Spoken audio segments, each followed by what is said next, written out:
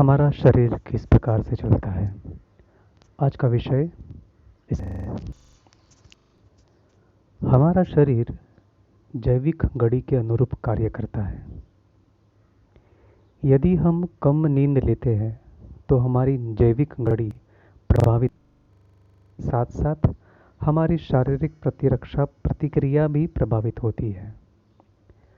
प्रत्येक व्यक्ति का जन्म, जीवन और मृत्यु समय तय है। प्रकृति की अपनी घड़ी है जो संपूर्ण धरती के पेड़ पौधों, प्राणी जगत और मनुष्यों पर लागू होती है।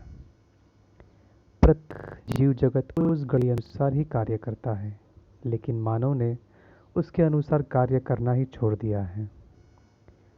प्रकृति ने हमें यह जो घड़ी दी है वह हमें दिखाती तो नहीं है या दिखती तो नहीं है, लेकिन अपना काम सुनिश्चित रूप से निरंतर करती रहती है। प्रकृति में सभी जीव अपने बाह्य एवं आंतरिक वातावरण में हो रहे इन दैनिक, मासिक तथा वार्षिक परिवर्तनों के प्रति सचेत रहते हैं, लेकिन मानव नहीं।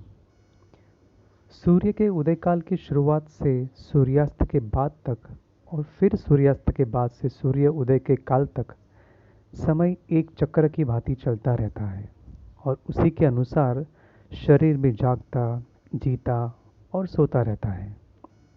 इस दौरान शरीर में उसी तरह परिवर्तन होते रहते हैं जैसे कि प्रकृति में होते रहते हैं। प्रत्येक प्राणी सूर्य उदय के पूर्व उठ जाता है, लेकिन मानव सोया रहता है।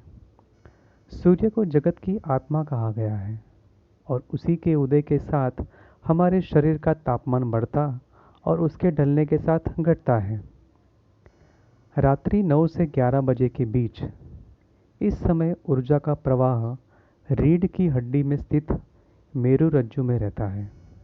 इस समय पीठ के बल या बाई करवट लेकर विश्राम करने से मेरु रज्जु को प्राप्त शक्ति को ग्रहण करने में मदद मिलती है। इस समय की नींद सर्वाधिक शांति देने वाली होती है। रात्रि 9 बजे के पश्चात पाचन संस्थान के अवयव विश्रांति प्राप्त करते हैं, अतः यदि इस समय भोजन किया जाए तो वह सुबह तक पेट में पड़ा रहकर सड़ जाता है।